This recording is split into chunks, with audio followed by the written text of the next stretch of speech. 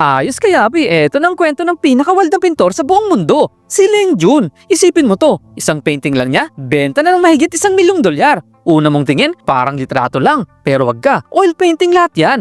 Bawat tibla ng buhok, bawat tiklop ng tela, detalyado. Parang mas malinaw pa sa camera. Kaya pag unang beses mo makita, di ka maniniwala na kamay lang ng tao ang gumawa nun. Sobrang hyper-realistic, kaya sumabog presyo ng artworks niya sa international art market. Nung 2004 pa lang, nung nire-interpret niya ulit yung Mona Lisa, naging global sensation agad. Lahat ng collectors, nag-unahan sa bidding. Pero si Leng, chill lang. Sabi niya, hindi siya nakikipagkumpetensya sa photography. Ang habol niya, itodo hanggang dulo ang kakayahan sa pagpinta. Hindi lang surface, kundi pati kaluluwa at init ng subject. At hindi lang art world ang binasag niya, pati ceiling ng value. Boom! Wasak! So ito ang tanong kay Api. Sa tingin mo, sulit ba talaga ang isang painting na higit $1,000,000?